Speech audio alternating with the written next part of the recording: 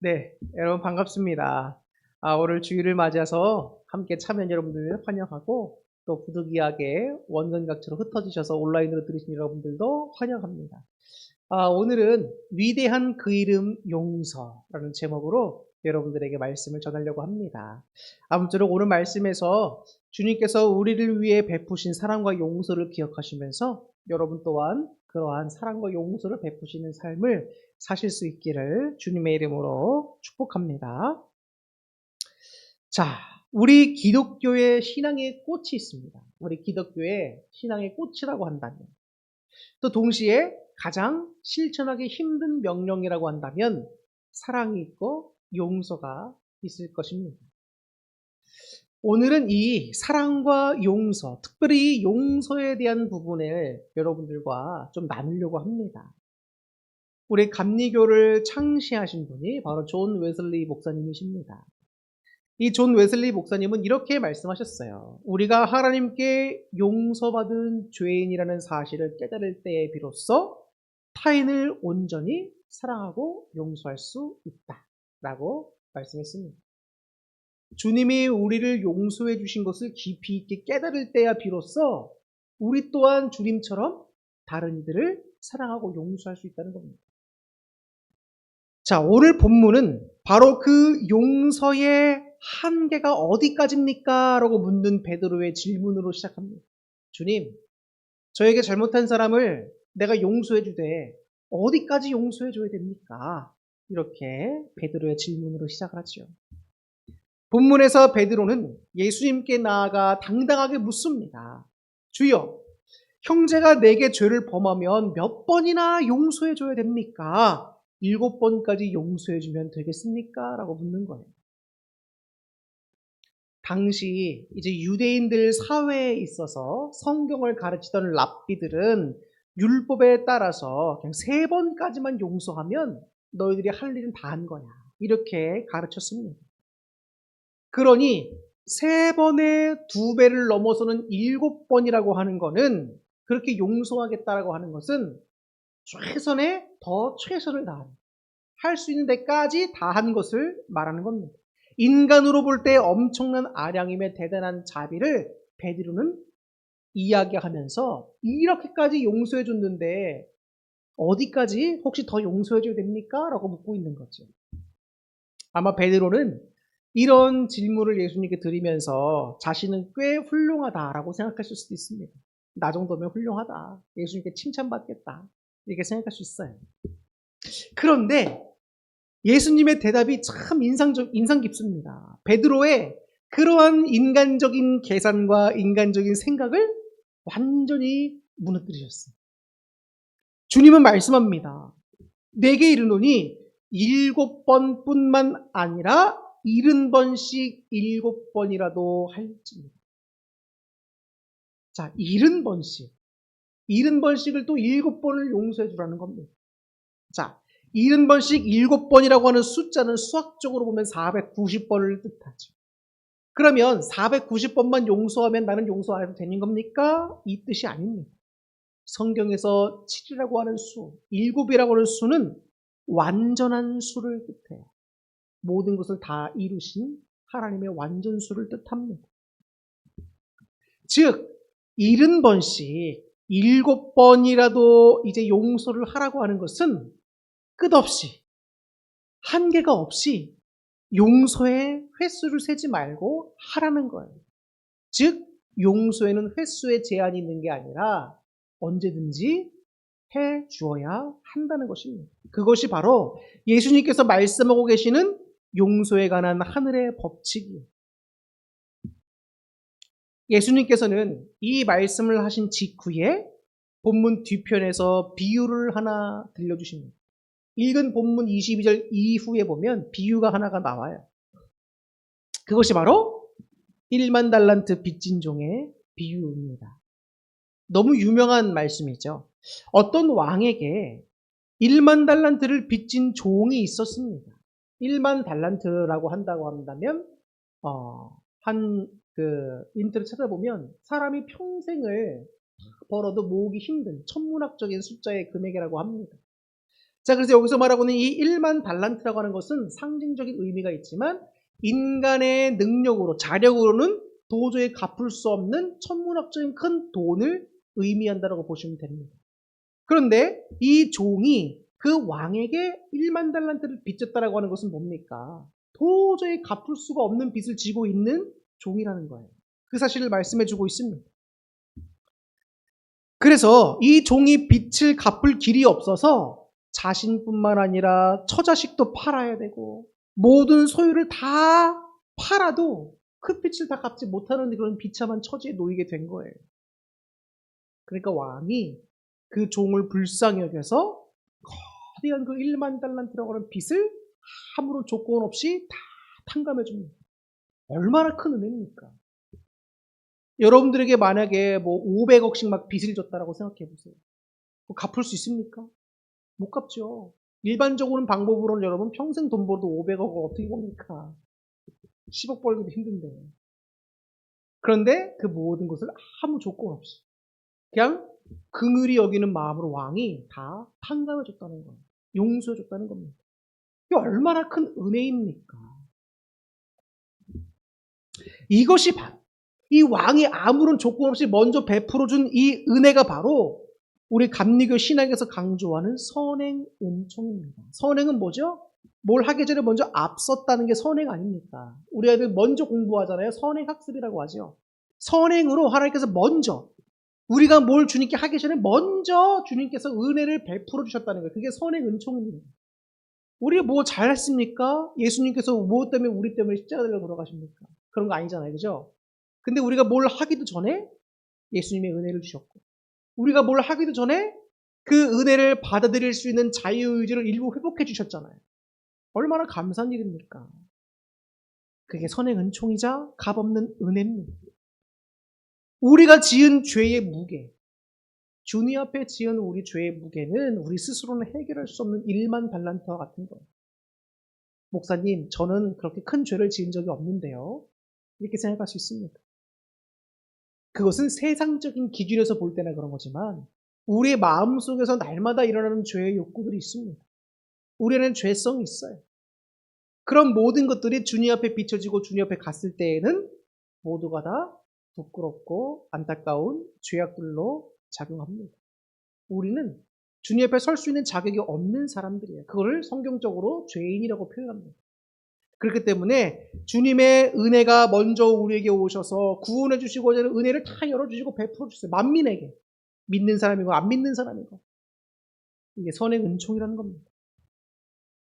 갚을 수 없는 우리에게 1만 달란트라고 하는 거대한 빚을 그냥 조건 탕감해 주시겠다는 것과 똑같다는 겁니다. 하나님께서는 십자가에서 예수 그리스도의 보혈로 말미암아 우리의 모든 죄의 책을 단번에 그리고 영원히 용서해 주신 겁니다.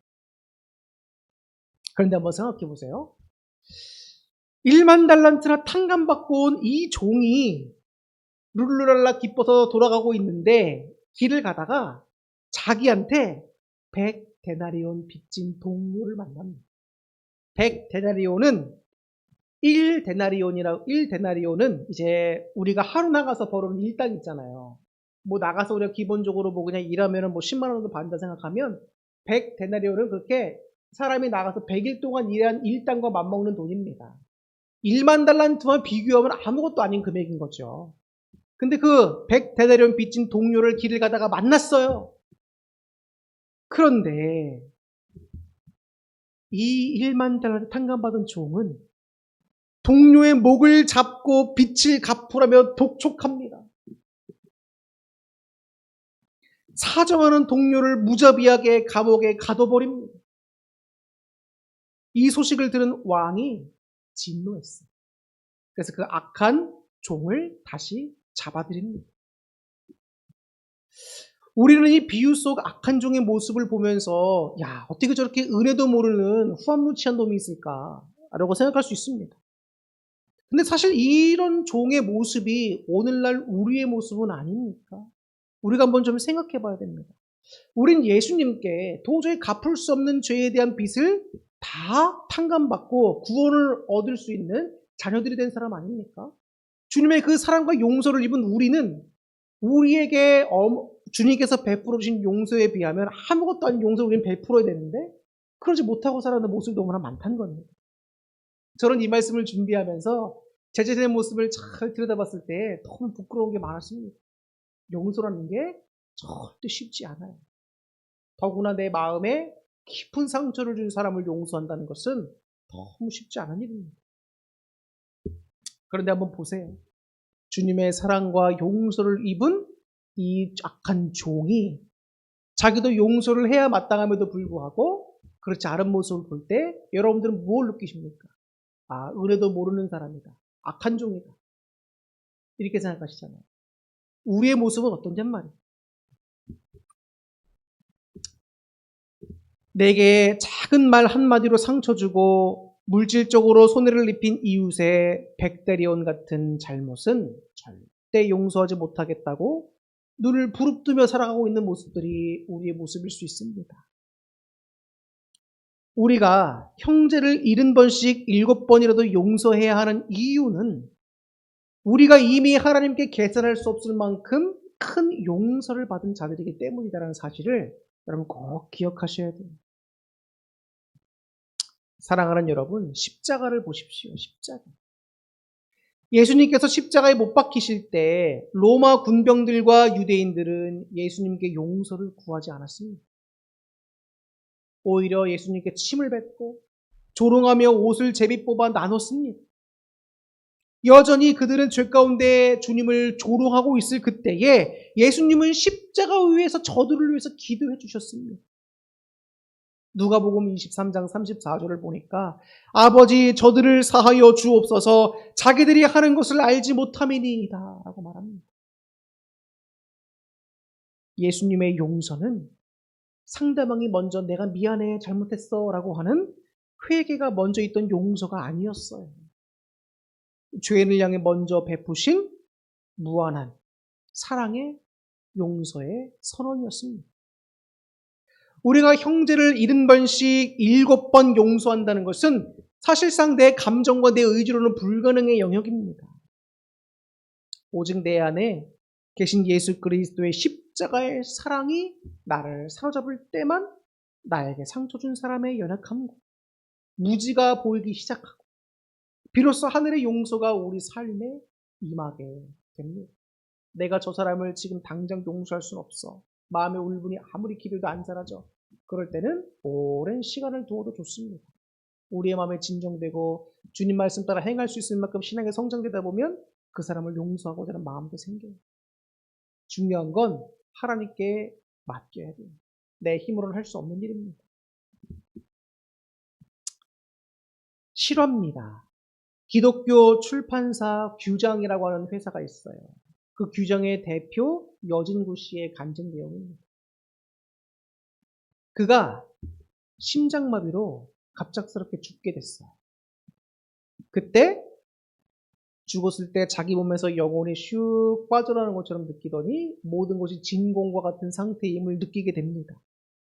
그때 어떤 알 수 없는 두 존재가 자신에게 다가오더니 자신을 연행해 가듯이 두 팔짱에 팔을 탁 끼고 데려가더랍니다. 그때 이 여진구 대표가 그들에게 한 가지를 물어봅니다. 아, 내가 이제 진짜 죽은 것 같은데 주님 옆에 가면 내가 뭐라고 말씀을 드려야 될까? 내가 세상에 있을 때 주를 위해 한 것들도 많이 있는 것 같은데 주님께서 나에게 뭘 물어보실까? 그래서 이런 궁금증이 있고 뭘 대답을 해야 될까 궁금하다 보니까 자기를 연행해 가던 그 사람들에게 묻는 겁니다. 아, 저기요, 저 뭐 하나만 물어봐도 돼요? 이렇게 물어보는 거예요. 하나님이 계신 백보좌에 가면 주님이 무슨 질문을 하시던가요? 라고 묻습니다. 듣고는 그 존재들이 어이없어 하면서 당황하더니 이 여진구 대표에게 한마디를 해주었습니다.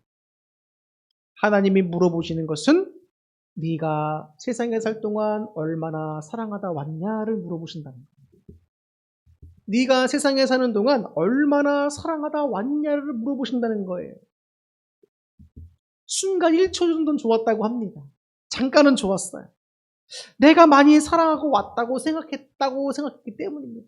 나는 그런 나름대로 사랑 많이 하다 왔는데 뭐 1초 정도 그렇게 생각했다가 아니야. 근데 가만히 생각해 보니까 그렇다는 거예요.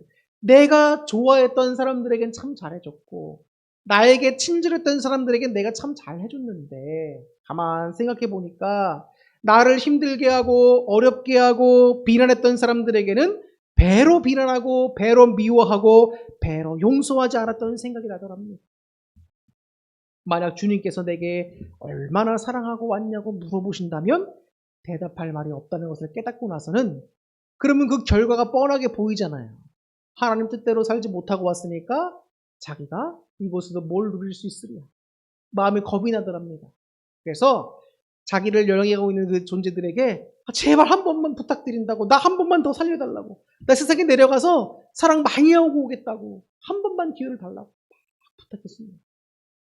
그때 멈췄던 심장이 뛰면서 숨이 확 들어오면서 이 대표가 다시 살아나게 됐어요.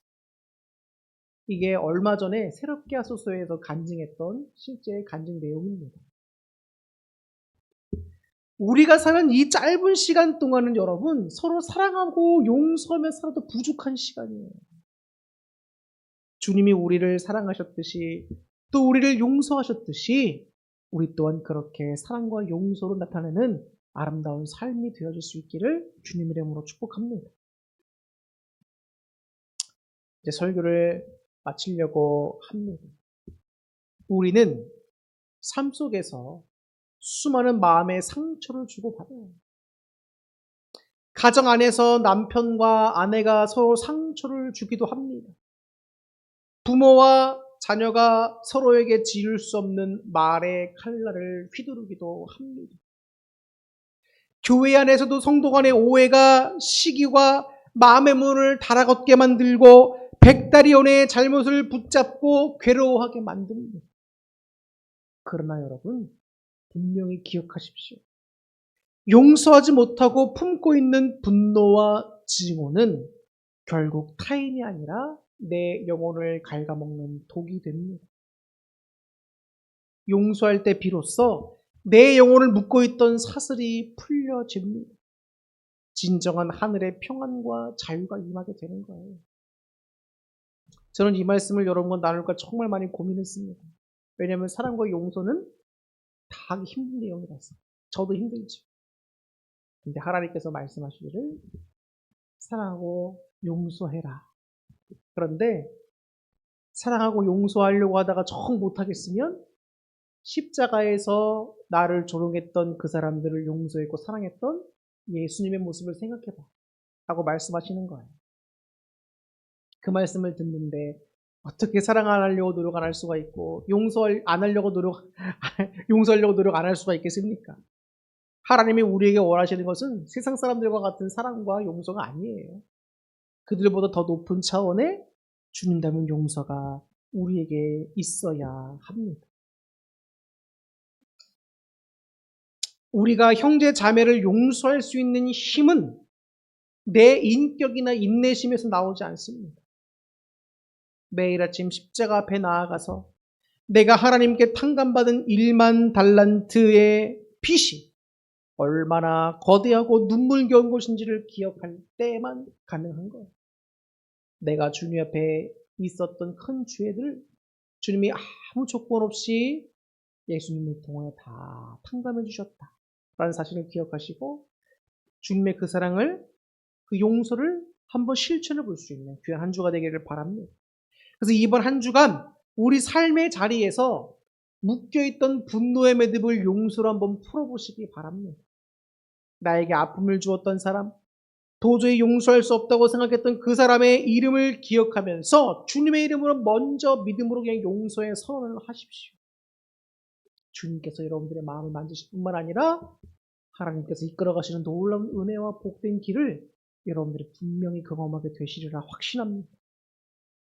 그래서 70번씩 7번이라도 품으시는 하나님의 그 놀라운 사랑을 세상에 여러분들이 증거하고 깨어진 관계를 회복할 수 있는, 화해의 관계로 회복할 수 있는 거룩한 주님의 성도님들 되시기를 예수님의 이름으로 축원합니다. 기도하겠습니다.